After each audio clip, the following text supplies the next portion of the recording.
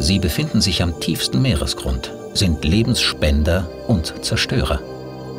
Die submarinen Vulkane an der italienischen Westküste haben Europa schon einmal verwüstet und bleiben weiterhin eine tödliche Gefahr für Millionen von Menschenleben. Aber das Magma unterhalb von Land und Meer war es auch, das die Küstengebiete vor etwa 3000 Jahren in ein Paradies für Landwirtschaft, Fischfang und Tourismus verwandelte.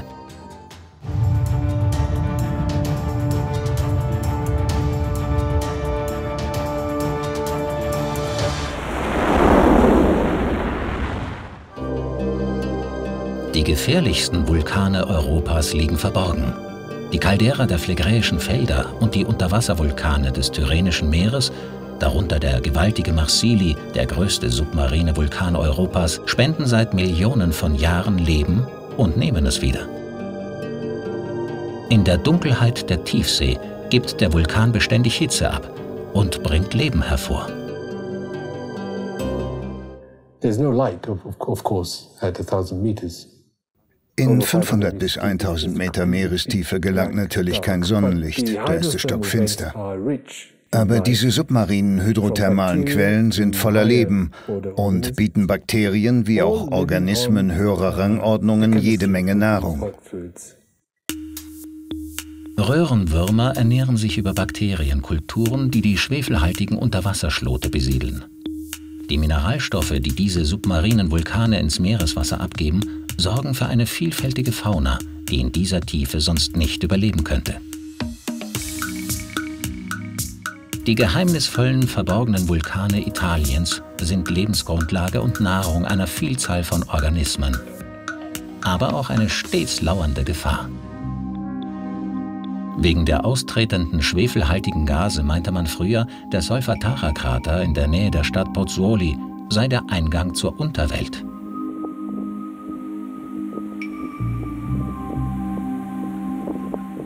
Er ist direkt mit einer riesigen Magmakammer verbunden, die sich 8000 Meter unter der Erdkruste befindet. Dieser gewaltige unterirdische Magmasee lässt die Landmasse anschwellen und beben, hebt und senkt sie. Ein Phänomen, Bradisismus genannt, das vor 40 Jahren auch die Stadt Pozzuoli zu spüren bekam. Wir müssen lernen, mit Bradisismus umzugehen, wenn wir uns dafür entscheiden, weiterhin in dieser herrlichen Region zu leben. Wir müssen der Natur trotzen. In den 1980ern gab es eine Reihe von Erdbeben, die die ganze Nacht lang dauerten. Aber wir blieben hier und gingen nirgendwo hin. Schon früh hatten die Menschen Rione Terra verlassen. Zu Beginn der Ausgrabungen war das eine Geisterstadt. Die Stadt Neapel erstreckt sich über 117 Quadratkilometer nordwestlich vom Vesuv und grenzt an die kleine Hafenstadt Pozzuoli an, die durch die Erdbeben in den 1980er Jahren zerstört wurde. Nur ein paar Kilometer nördlich von den berühmtesten Vulkanen der Welt befindet sich ein besonders gefährlicher, ein Supervulkan.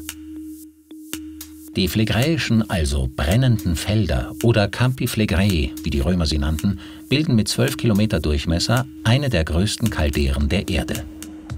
Es ist eine geheimnisvolle Welt aus Feuer und Wasser.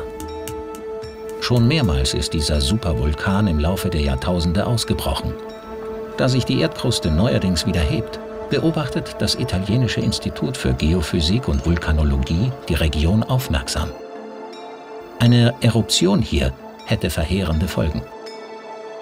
Die Caldera der Phlegräischen Felder hat einen Radius von 6 Kilometern und liegt mehr oder weniger unter der Stadt Pozzuoli. Das eigentliche Zentrum aber befindet sich etwa 2 Kilometer vor der Küste im Meer. Etwa 60% der Caldera sind ja unter dem Meeresspiegel. Eine Caldera entsteht bei besonders heftigen Eruptionen. Dann leert sich die Magmakammer. Das gesamte darüber liegende Areal sinkt ab und bildet einen kreis- oder ellipsenförmigen Krater, die Caldera. Aber die Eruptionen dieses Supervulkans waren auch ein Segen für Kampanien. Die heißen Quellen, Das feste und dennoch leichte Baumaterial aus vulkanischem Gestein und das fruchtbare Erdreich lockte zunächst griechische Siedler an. Später nutzten auch die Römer die weite, ruhige Bucht von Pozzuoli und errichteten hier den ersten römischen Handelshafen.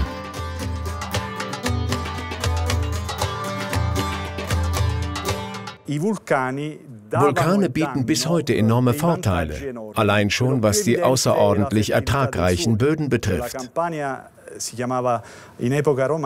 Die Römer nannten Kampanien Campania Felix, also glückliches Ackerland, wegen der enormen Fruchtbarkeit dieses Gemischs aus vulkanischem Material, das bereits nach 100 Jahren nutzbar war.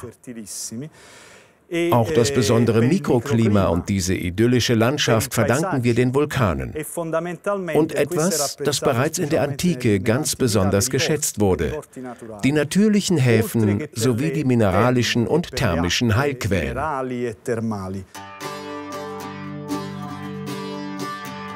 In der antiken griechischen Koloniestadt Cumae lebte einst die bekannteste Sibylle Italiens, eine Priesterin, die die Zukunft in einem tranceähnlichen Zustand prophezeit haben soll. Die Höhle, in der sie angeblich wohnte, ist tatsächlich eine Verteidigungsanlage unter der griechischen Akropolis. Cumae liegt am westlichsten Rand der gewaltigen phlegräischen Caldera. In Sichtweite gegenüber befindet sich die Insel Ischia, die erste griechische Kolonie in Italien. Soweit wir wissen, steuerten die griechischen Siedler nicht Apulien, Kalabrien oder Sizilien als erstes an. Stattdessen fuhren sie um ganz Süditalien herum, um auf Ischia zu landen.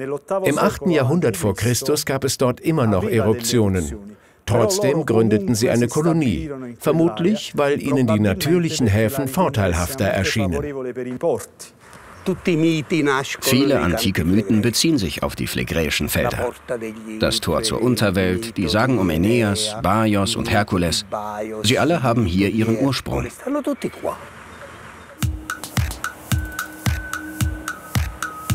Bis heute kommen Touristen nach Ischia, um sich in den mineralstoffreichen Thermalquellen zu erholen.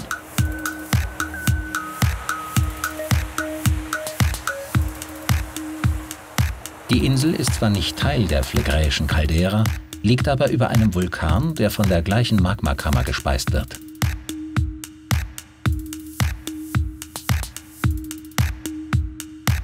Auch Ischia profitiert also von den phlegräischen Feldern. Alles, was Sie hier sehen, haben wir ganz allein mit unseren eigenen Händen aufgebaut. Das war keine Baufirma, die sich darum gekümmert hat. Nein, das haben nur wir selbst gemacht. Ich, mein Bruder und ein paar Arbeiter, die uns dabei geholfen haben.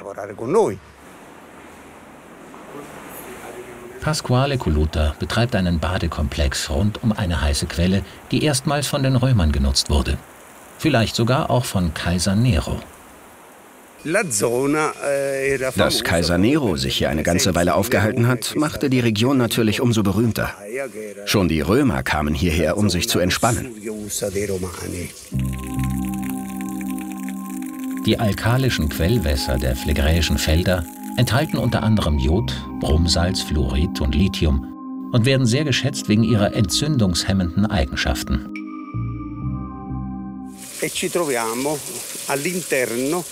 Wir befinden uns hier mitten auf dem Krater eines aktiven Vulkans. Das herabtropfende Wasser trifft unter der Erdoberfläche auf extrem hohe Temperaturen. Dann tritt es wieder nach oben aus. Das ist also durch Hitze gereinigtes, absolut keimfreies, reines Meerwasser. Bakterien überleben diese Temperaturen nicht.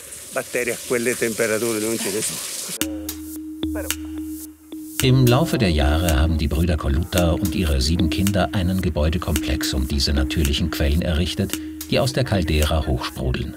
Dennoch versuchen sie, sich dem Massentourismus und der Hektik des nahegelegenen Neapel zu entziehen. Da es hier kein Hotel gibt, sind die Quellen weiterhin ein gut gehütetes Geheimnis.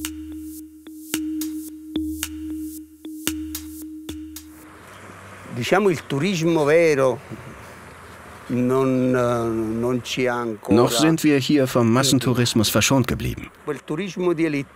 Als es zwischen Capri und dem Festland noch keinen regelmäßigen Fährverkehr gab, war die Insel ein sehr exklusiver Urlaubsort. Ebenso wie Sorrento, bevor die Autobahn gebaut wurde, oder auch Cinque Terre. Es war eben nicht leicht, dorthin zu gelangen. Aber ist ein Ort nur schwer erreichbar, macht es ihn umso interessanter. Und er wird bald zu einer Touristenattraktion.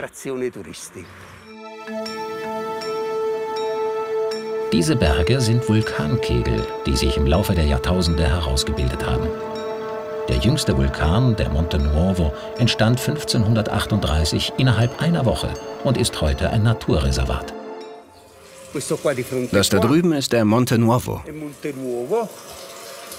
Er entstand am 29. September 1538. Bald feiern wir hoffentlich sein 500. Jubiläum. 500 Jahre sind für einen Berg ja nichts. Das ist, als sei er erst gestern entstanden.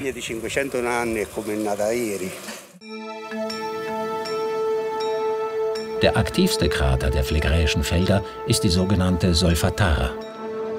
Bis zu 200 Grad heiße, schwefelhaltige Dämpfe und Gase bedecken hier die mondähnliche Landschaft. Von den einstigen Badehäusern, in denen Atem- und Hautkrankheiten behandelt wurden, sind immerhin noch Mauerreste erhalten geblieben. In der Antike glaubte man, dass hier der Eingang zur Unterwelt sei.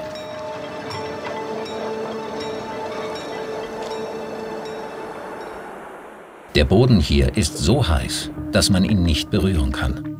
Und manchmal kochen die Bauern auf den glühenden Felsen. Diese vulkanischen Formationen und Geysire entstehen, sobald Wasser auf glühend heißes Magma im Erdinneren trifft. Dann wird es als Dampf durch die geborstenen Felsen wieder nach oben gepresst. Inzwischen weiß man, dass alle Vulkane Campaniens, also der Vesuv, die Phlegräischen Felder und die Insel Ischia, vor allem von einer ganz bestimmten Magmakammer gespeist werden, einer Art schmalen Linse, die sich etwa 8 bis 10 Kilometer unterhalb der Erdoberfläche befindet. Etwas höher unter den Phlegräischen Feldern und etwas tiefer unter dem Vesuv. Dieses Reservoir ist die wichtigste Magmaquelle für die später austretende Lava.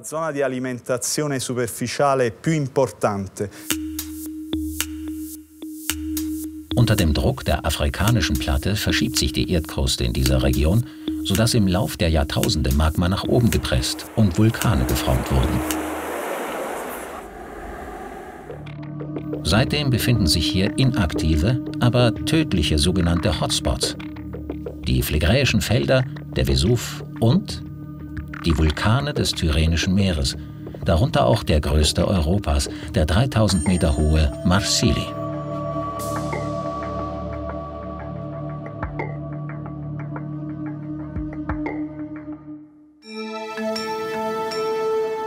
Die gewaltige Phlegräische Caldera ist nur die Spitze eines Vulkans mit dem weltweit wohl größten Vernichtungspotenzial. Er entstand nach einer Verschiebung der Erdkruste an der Stelle, an der zwei Kontinentalplatten aufeinandertreffen. Die tyrrhenischen Vulkane haben ihren Ursprung an der sogenannten Suturzone, also an der Störungszone der Adriatischen Platte. Obwohl diese sensible Nahtstelle lange nicht unter Druck stand, gab es die verheerenden Erdbeben am Apennin sowie verstärkte Vulkanaktivitäten. Beide Ereignisse resultierten aus einer Öffnung der Erdkruste zwischen diesen und weiteren Platten. Diese Entwicklung begünstigt infolge einer Absenkung auch das Austreten von Magma. Die Phlegräischen Felder entstanden in 3 Phasen. Die erste kulminierte in einer gewaltigen Eruption vor rund 39.000 Jahren, durch die sich das Klima für Jahrhunderte änderte.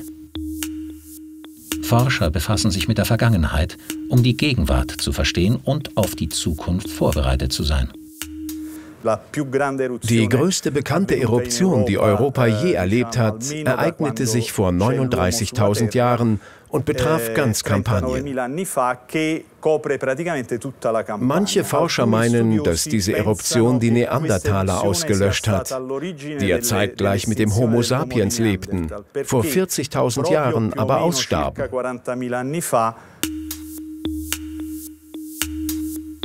Die zweite vulkanische Phase endete vor 15.000 Jahren mit einer Eruption, durch die der heutige Krater entstand. Mit dem Posillipo als südliche Kante erstreckt er sich weit ins Meer bis zur Insel Nisida. Seitdem haben kleinere Eruptionen die Caldera mit weiteren Vulkanen durchsetzt, die zusammen die Phlegräischen Felder bilden.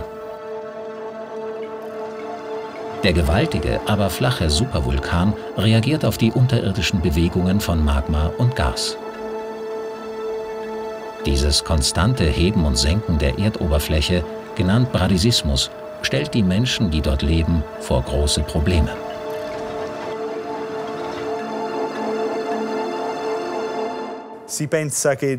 Inzwischen geht man davon aus, dass nicht nur das Magma die Erdoberfläche hochdrückt, sondern auch riesige unterirdische Wassermassen, die von dem flüssigen Magma zum Sieden gebracht werden. Dadurch entsteht Wasserdampf, der sich ausdehnt und so zusätzlich Druck nach oben abgibt.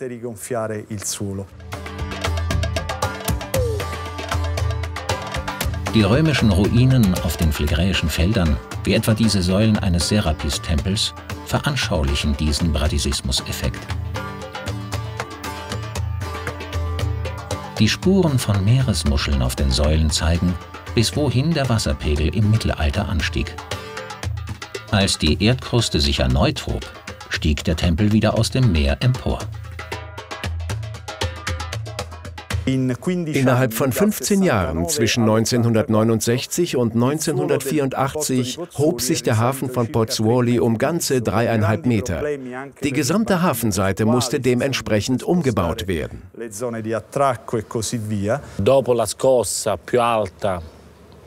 Nach dem gewaltigen Erdbeben am 4. Dezember 1983 beschloss man, die sogenannte Zone A zu evakuieren, darunter auch den zur Meeresseite hingelegenen antiken Teil der Stadt.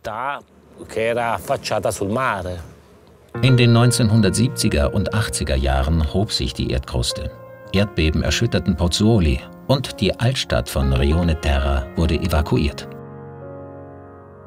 40 Jahre später hat der neue Bürgermeister von Pozzuoli, Vincenzo Figliola, nun begonnen, das evakuierte, weit in die Bucht hinausragende Viertel zu sanieren und der Stadt so neues Leben zu verleihen.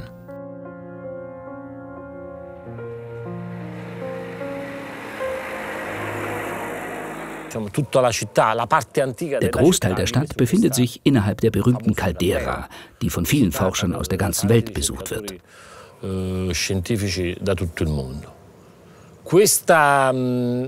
Dieser sogenannte Bradisismus-Effekt ist brandgefährlich und hat natürlich Auswirkungen auf den Alltag all der Menschen, die sich dazu entschlossen haben, weiter hier zu leben. Dieses Problem lässt sich nicht allein durch Evakuierungen lösen. Wir wollen die Menschen auch dafür sensibilisieren, was es heißt, in einer Gegend zu leben, die mit noch ganz anderen Problemen konfrontiert ist, als etwa die Gegenden rund um den Vesuv oder den Ätna.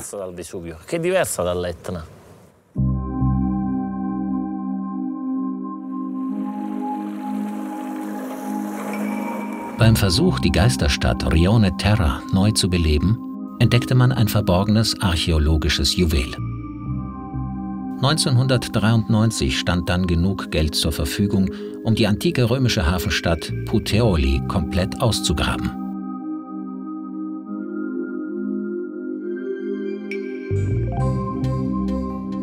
Die Archäologin Lucia Proietti war eine der ersten, die diese Unterwelt betrat. Nach und nach legten sie und ihr Team über 2000 Jahre Geschichte frei.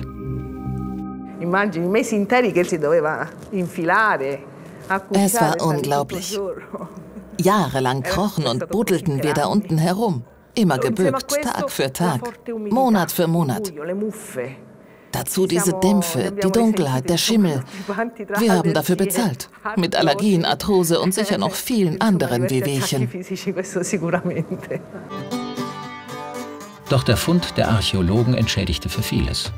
Anders als im nahegelegenen Pompeji, in dem die Asche des Vesuv einen Tag in der Antike konserviert hat, traten hier die verschiedensten Zeitschichten der römischen Hafenanlagen zutage.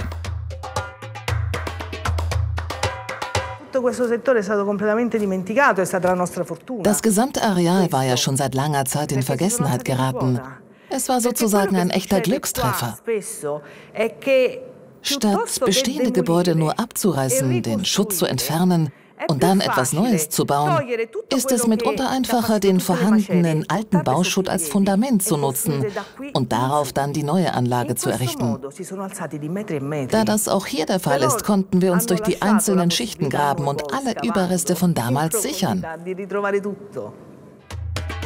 Auf dem Weg durch die Nord-Süd-Achse der römischen Stadt, den Cardo, entdeckt man die antiken Läden, die Tabernae, die restauriert und zum besseren Verständnis zusätzlich animiert wurden. Eine Taberna verrät besonders viel über dieses Areal. Das ist die interessanteste Taberna, die wir freigelegt haben. Sie ist nicht nur am besten erhalten, sondern weist auch verschiedene antike Bauschichten auf. Mithilfe dieser Schichten ist es wesentlich leichter, auch die anderen Gebäude zu datieren, die dann nach und nach um die Taberna herum errichtet wurden. Die jüngste Rekonstruktion zeigt den Alltag in einer Bäckerei. Anschaulich in Szene gesetzt über eine Animation, in der Sklaven einen Mahlstein drehen. Vieles vom Leben im alten Rom erzählt auch ein eher ungewöhnlicher Ort.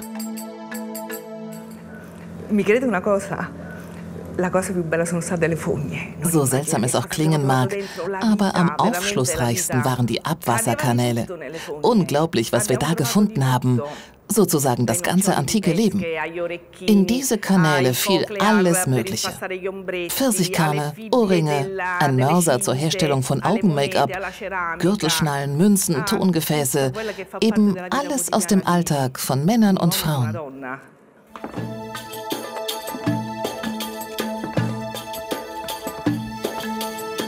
Und hier in den Tiefen der antiken Stadt mit ihren verschiedenen Ein- und Ausgängen könnten nach Meinung einiger Forscher Frauen und Sklaven gelebt haben.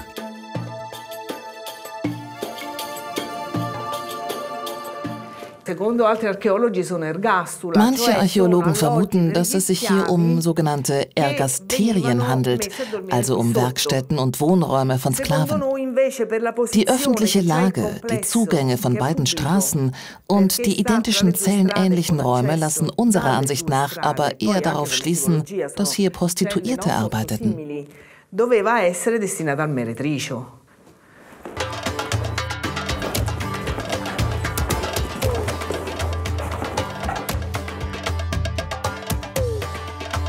Puteoli war eine der schönsten Städte der Römischen Republik.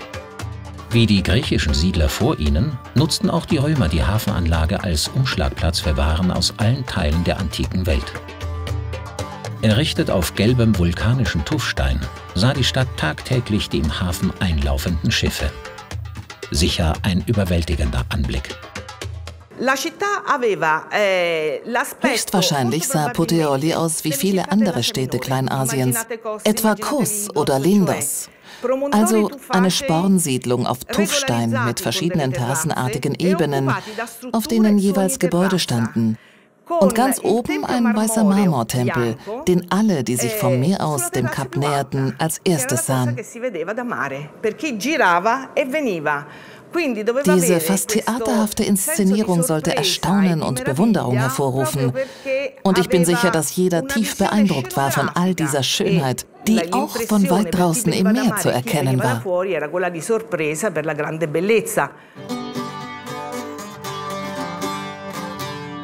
Die Römer setzten dieses Vulkangestein auch in anderen Regionen als Baumaterial ein.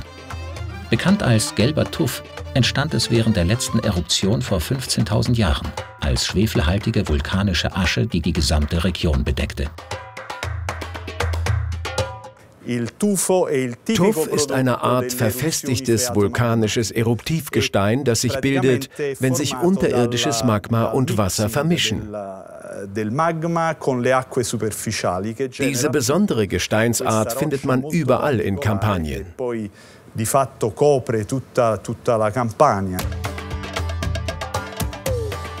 In Verbindung mit feuchtem Kalkstein wurde Tuff zur Herstellung von Opus cementitium genutzt, eine Art Beton, der das Bauen deutlich beschleunigte. Viele römische Monumente, darunter auch das Kolosseum, haben dank dieses vulkanischen Baumaterials bis heute überlebt.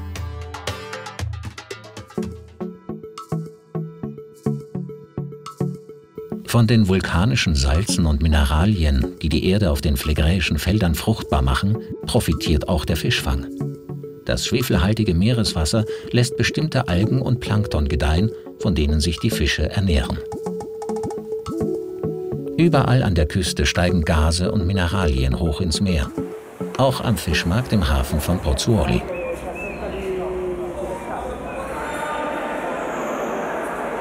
Es ist der 5. größte Italiens und einer der wenigen, bei denen die Fischerboote am Markt anlegen und ihre Ware direkt an die Verkaufsstände ausliefern.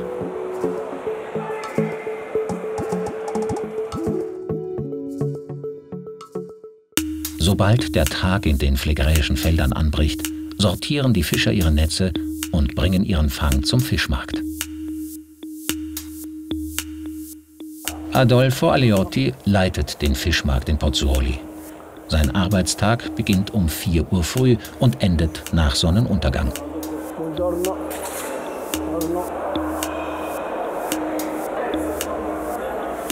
Buongiorno. Questa è la nostra banchina di sbarco. Das ist unsere Mole. Ein paar Fischerboote sind noch da. Sie haben gerade ihre Ware ausgeliefert. Die Fischindustrie von Pozzuoli verfügt über eine eigene Aufsichtsbehörde, die Veränderungen der Fischfangerträge registriert und die Verbände der Bootseigner koordiniert. Frischer Fisch ist in den phlegräischen Gewässern von besonderer Bedeutung. Il fatto stesso che è una zona vulcanica, le alghe, il prodotto alimentare. In dieser vulkanischen Zone steht den Algen im Gegensatz zu anderen Regionen eine besonders salz- und mineralstoffreiche Nahrung zur Verfügung. Das unterscheidet diese Meeresfauna ganz erheblich von anderen.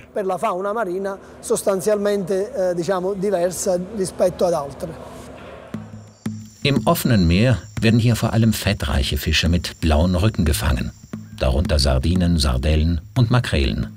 Aber auch andere Fischarten gibt es im Übermaß.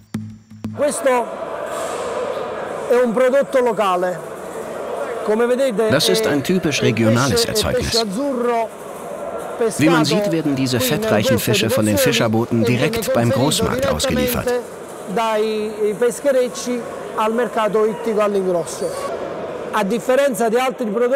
Im Gegensatz zu Fischerflotten in anderen Regionen ist Frische hier zu 100% garantiert. Das sieht man an der glänzenden Haut und der Konsistenz des Fischfleischs. Dieser blaue Rücken ist typisch für die hiesigen Fische.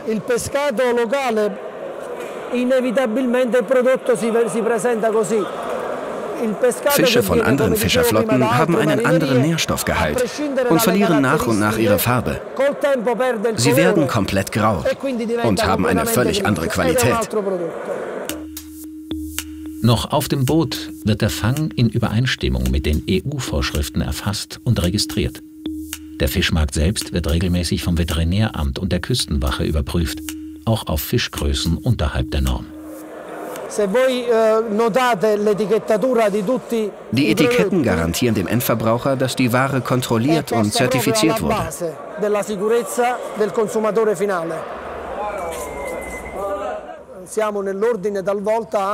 Das macht sich allerdings auch im Preis bemerkbar. Die Fische, die direkt an den Markt ausgeliefert werden, sind oft 100% teurer als die Fische aus anderen Regionen.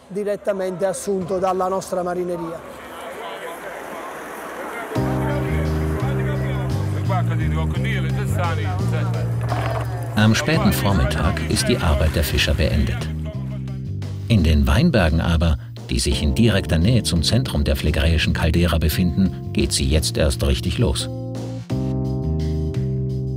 Wie in allen vulkanischen Regionen eignet sich auch das fruchtbare Erdreich der phlegräischen Felder dank der darin enthaltenen Salze und Mineralien ganz besonders zum Anbau einzigartiger Weine. Einige Rebsorten gedeihen vor allem auf und um den Astroni-Krater. Unterstützt vom WWF steht das Gebiet inzwischen unter Naturschutz und ist ein wahres Vogelparadies. Am äußersten Stadtrand von Neapel gelegen, bietet diese idyllische Oase Menschen wie Tieren eine willkommene Rückzugsmöglichkeit von der Hektik der nahegelegenen Stadt.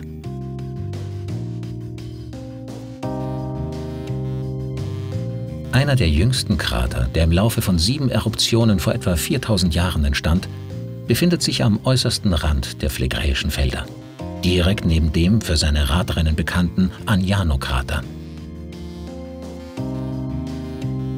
Bereits in der Antike wurde hier Wein angebaut, heute bekannt unter der Ursprungsbezeichnung Campi Flegrei, DOC. Über 20 regionale Winzer haben sich zusammengetan, um diese besonderen vulkanischen Weine zu fördern. Präsident dieses Konsortiums ist Gerardo Vernazzaro. Hier mitten in dieser gewaltigen Caldera entstand in der letzten vulkanischen Phase der Astroni-Krater. Das Erdreich ist also noch relativ jung und bildet diesen sehr leichten, feinen vulkanischen Sand, dessen strukturelle wie physikalische Eigenschaften von hoher Bedeutung sind für die Reben. Der Sand ist zu fast 100% rein. Das Wasser kann also direkt ohne Umwege im Boden versickern. Das verleiht dem Wein seine charakteristischen Merkmale, einen kultivierten Geschmack mit einer starken, eleganten Note und einem hohen Gehalt an Mineralstoffen.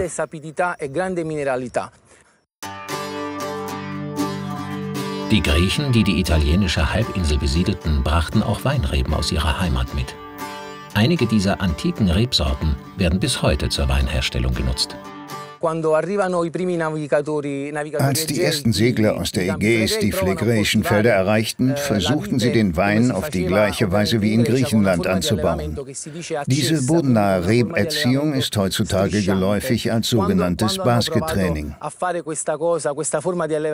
Aber die Gase der phlegräischen Felder bekamen den Trauben nicht und sie verrotteten.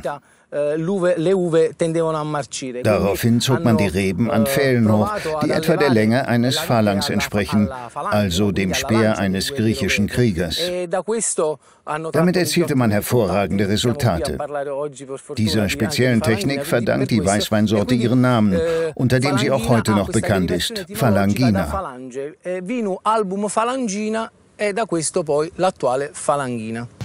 Auf diesem sandigen Boden Terrassen zum Weinanbau anzulegen, ist schwierig. Ständig drohen Erdrutsche. Die abgestützten Terrassen zeigen die Erdschichten, die im Laufe der Jahrtausende durch vulkanische Aktivitäten entstanden. Falangina-Trauben sind sehr anpassungsfähig. Wir nennen sie den Chardonnay Italiens. Die Reben wachsen praktisch überall, aber am besten ist ein Standort mit vulkanischem Boden und je näher am Meer, desto besser. Dieser besondere Mix verleiht dem Wein eine mineralische Note, eine Frische und Eleganz, die er in anderen Anbaugebieten so nicht zum Ausdruck bringen kann.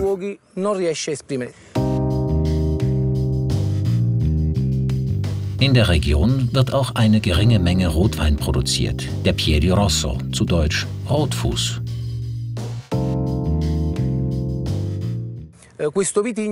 Diese spezielle Rebsorte wächst ausschließlich in der vulkanischen Region rund um Neapel. Im Gegensatz zur Falangina ist die Piedi Rosso-Rebe sehr rustikal und nicht sehr anpassungsfähig. Sie braucht vulkanischen Boden und die Nähe zum Meer. Auf den phlegräischen Feldern gedeiht sie hervorragend. Man könnte sie mit dem Pinot Nero vergleichen, nicht geschmacklich, aber wegen ihrer zarten, eleganten Tannine. Der Piedi Rosso ist ein leichter, lebhafter Rotwein, der leicht gekühlt während der Sommermonate getrunken werden kann.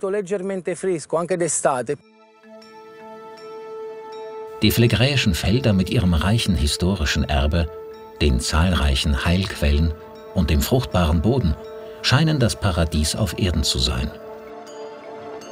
Aber dieser Garten Eden birgt auch eine beständige tödliche Gefahr für die einheimische Bevölkerung.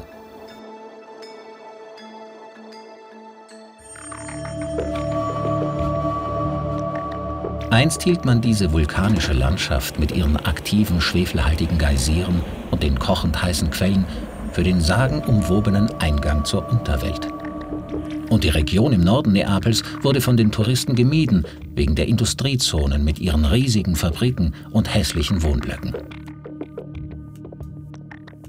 Inzwischen aber saniert die Stadtverwaltung von Pozzuoli das Hafenviertel und versucht, die Kraft des Vulkans und dessen Gaben an Land und Meer zu nutzen, um die Wirtschaft der Region anzukurbeln. Nur wenige Städte weltweit haben das Meer und Seen, in unserem Fall den Averno und den Lucrino, in unmittelbarer Nähe, sowie derart bedeutende archäologische und kulturelle Sehenswürdigkeiten. Als dieses Stadtviertel während der Evakuierung saniert wurde, legten wir immerhin auch den ersten römischen Hafen frei und präsentierten ihn der Welt.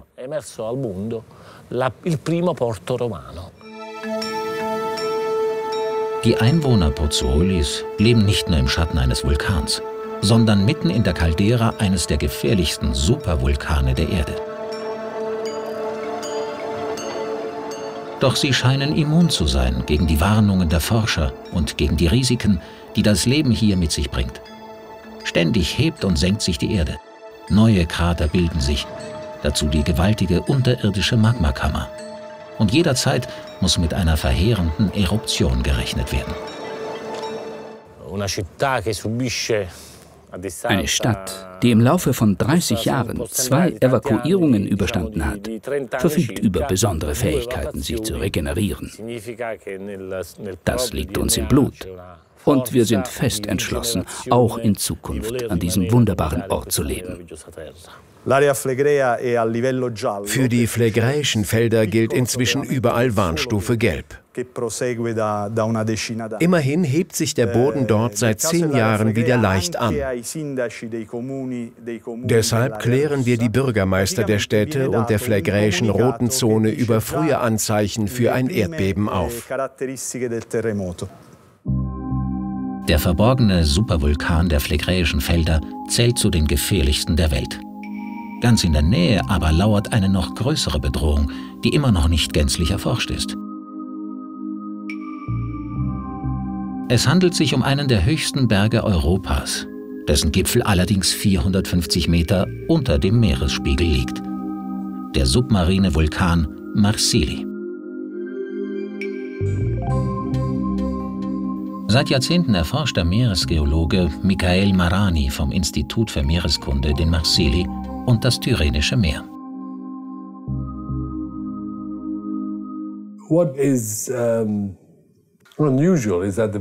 Dieser Vulkan ist ungewöhnlich groß. Er ist 3000 Meter hoch. Er ist nicht kegelförmig wie die meisten Vulkane, vielmehr handelt es sich hier um eine Art riesigen Höhenzug, der ungefähr 60 Kilometer lang ist und 30 Kilometer breit. Er hat also ein riesiges Volumen. Er liegt 500 Meter unter dem Meeresspiegel. Im Moment ist er aktiv. Wie diese faszinierenden Unterwasseraufnahmen zeigen, lässt sich die Oberfläche submariner Vulkane über ferngesteuerte Roboter, die mit Kameras und Scheinwerfern ausgestattet sind, nun bis ins kleinste Detail erforschen.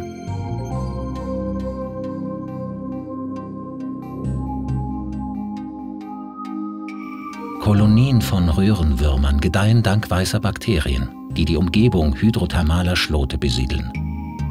Ständig strömt hier heißes Wasser aus dem Erdinneren. Diese heiße Flüssigkeit ist die Lebensgrundlage eines eigenartigen Biotops chemoautotropher Organismen. In der schwärzesten und unwirtlichsten Tiefe des Meeres hat sich rund um diesen Vulkan ein einzigartiger Mikrokosmos submarinen Lebens gebildet. Ein weiterer Beweis dafür, dass Lebewesen auch unter widrigsten Bedingungen gedeihen können. And it's also considered a possibility of life on other worlds. Es wäre demnach durchaus denkbar, dass es auch jenseits der Erde Leben geben könnte.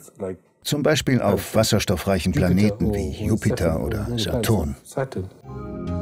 Dieses einzigartige Filmmaterial über vulkanisches Leben wurde mit dem Unterwasserroboter Hercules aufgenommen, der von dem ozeanographischen Forschungsschiff Nautilus aus gesteuert wurde. Hier erkundet der Hercules den Kamm des Palinuro, einem weiteren Vulkan in 70 Metern unter dem Meeresspiegel. Um den Marsilli herum befindet sich der sogenannte Äolische Bogen, eine vulkanische Formation aus 7 oder 8 Inseln, darunter auch die wohl bekannteste, Stromboli. All diese Vulkane ragen aus dem Wasser, sind aber submarin über diesen Bogen miteinander verbunden. Im weiteren Verlauf dieses Bogens befindet sich eine 50 Kilometer lange Kette aus 8 submarinen Vulkanen, Palinuro genannt, mit einer riesigen Caldera und kleinen Kegeln drumherum. Sollten an einem dieser Unterwasservulkane Felsen ins Rutschen kommen, würde das dadurch verdrängte Wasser eine riesige Flutwelle bilden. Je nachdem, wo dieses Ereignis auftritt, könnte das für die gesamte Mittelmeerregion möglicherweise verheerende Folgen haben.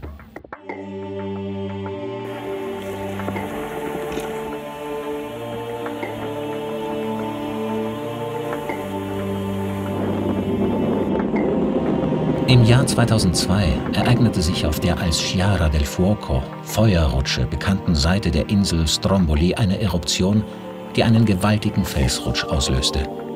5 Millionen Kubikmeter Gestein stürzten ins Meer, während unter der Wasseroberfläche weitere 15 Millionen Kubikmeter auf den Meeresgrund rutschten. Daraufhin überflutete eine 7 Meter hohe Tsunamiwelle das Inland und vernichtete alles, was ihr in den Weg kam.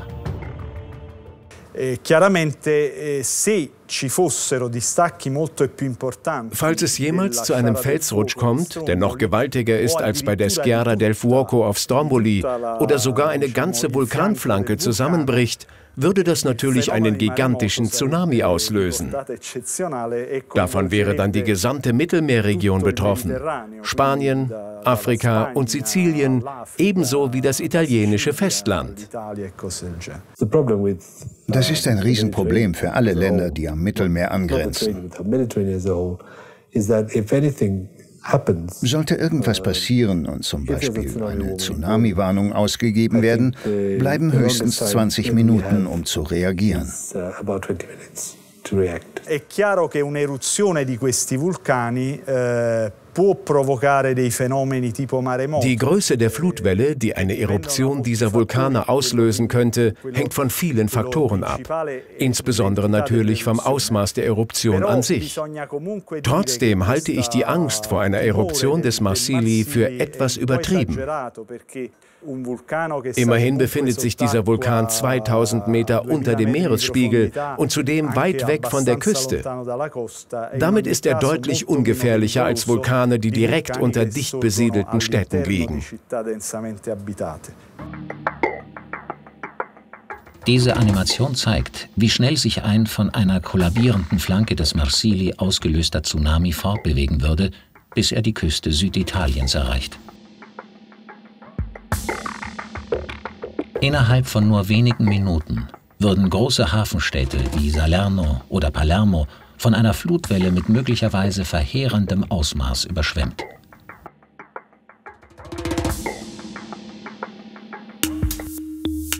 Mit Hilfe von Sonar- und Echolottechnik erfassen Forscher die Gipfel und Täler des Vulkans kartografisch, um das Risiko für die Bevölkerung an den Küsten Italiens besser einschätzen zu können.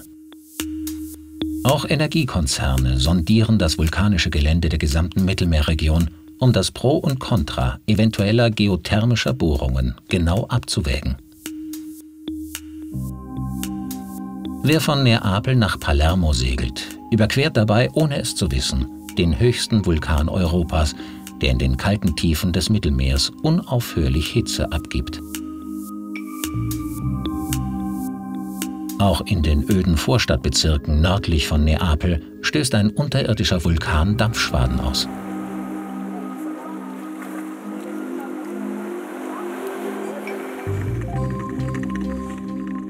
Dies ist der legendäre Ort, den die Römer Campi Flegrei nannten, brennende Felder.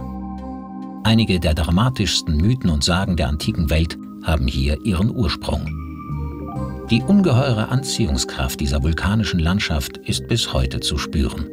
Und so bleiben die phlegräischen Felder auch weiterhin eine geheimnisvolle, rätselhafte Region, in der Menschen im Schatten der Vulkane leben.